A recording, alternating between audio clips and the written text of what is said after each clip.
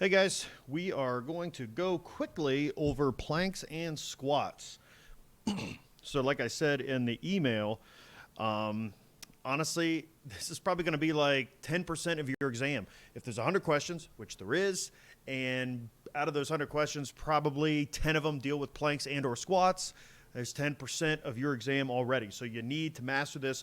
Plus, like I said, if you don't know the joints, the bones, the muscles, the motions, the nerves, honestly, that's where you got to start, or this in itself even gets confusing. So let's look at a plank. The key to a plank, first off, for any true false question, is that every single contraction is isometric because you're staying in one place. Now, we can have a debate. I picked a picture where the lady is doing an on elbows plank. But honestly, I think when I do the test, it's based on you having your hands flat. So just remember that. So let's go ahead and assess that aspect. If your hands are flat, then what position will your forearms be in? Well, your forearms will be in not supination, but pronation. So you're going to be pronated. This is if your hands are on the ground. And then your radiocarpal joint is going to be in what position?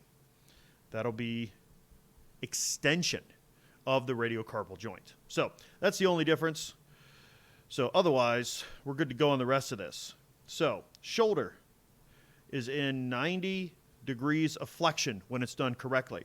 So what is holding the shoulder in flexion? Well, to some extent, it's just literally the more balance.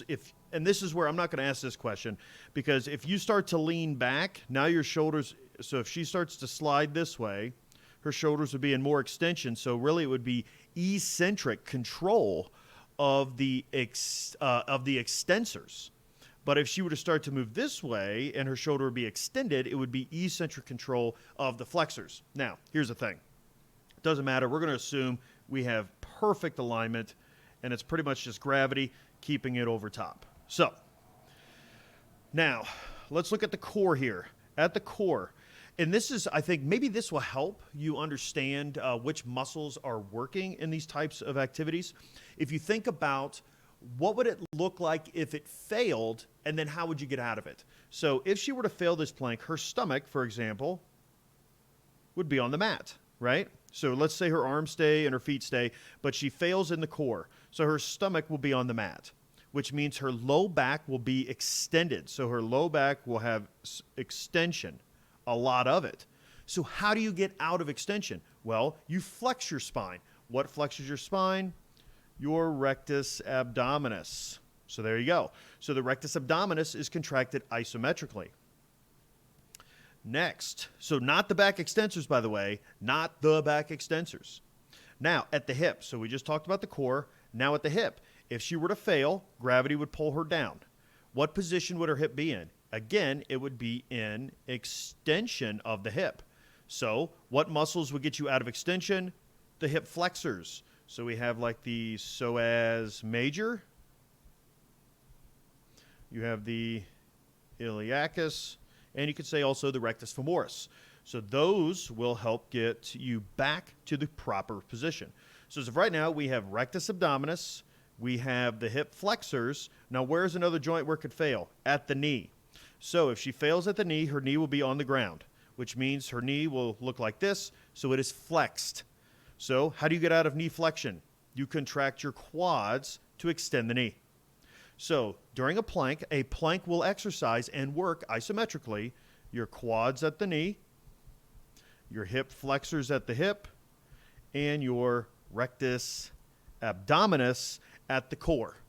If it's not one of these three muscles, it's automatically false. If it's not isometric, it's automatically false. So that should be easy on the planks. The planks do not work glutes. They do not work back extensors. You could say at the scapula, I guess this is one we could add, to do a good plank, we should be protracted, so then we should have the serratus, but not the rhomboids. You're not working the rhomboids with this at all. And if her elbow was extended, like we talked about earlier, then of course her triceps are maintaining that extension. So I think a plank should be pretty easy. It's like a push-up, but now we just are using isometric contractions. Next, the squat, the old dreaded squat. Let me make this picture a tad bigger here. For whatever reason, this squat is ripping us up. So,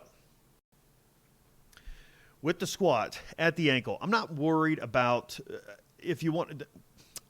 We are, when you're down, you are dorsiflex. So when you get out of that, you are now, your plantar flexors working. But no one is doing squats to work their soleus or gastroc. That's not even happening. No one's picking that exercise as a way to strengthen it, so I'm not overly concerned about that. We have two major joints of focus, and that is our knee and that is our hip. And I've told you that you need to establish the muscles that are involved in a squat or any activity by moving, as long as the only resistance is gravity or extra weight, away from the earth. So, if you don't follow that, then I don't know what to tell you, but use your scratch sheet of paper, establish those muscles first for any activity, so then you know what muscles are involved. So if this is the starting position, number 1, and this is the finishing position, number 2, his knee went from flexed to extended. Again, what extends the knee?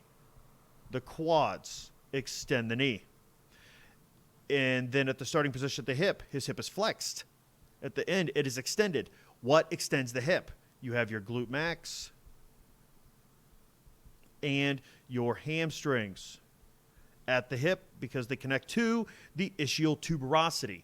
The hamstrings do nothing at the knee, and the hip flexors are doing nothing at the hip to control the motion.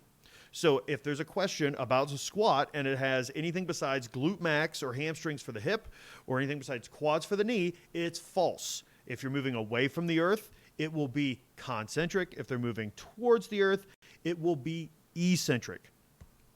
It is imperative that you understand this, because this is how we will start to design exercises, by understanding these. So if you can't sit down with a blank sheet of paper right now and write down all the things I've told you to write down about every joint and all the way, oh, by the way, this is all part of the MASS system. So if you don't remember the joints, go back to the MASS video on my campus and check that out. But that's what you have to be able to do. And then tomorrow we can go over this again with the pull-up and the military press. And if you want to work on that, that's fine as well. But you need to be able to analyze these exercises. And what I just did is exactly what the answers are, and they're never going to change unless we change the direction of resistance, which we're not, because it's all gravity. So if you have any questions, holler, shoot me a message on Discord, email me, whatever it takes. Sorry I couldn't meet you live, but hey, this is it. Talk to you later. See you tomorrow.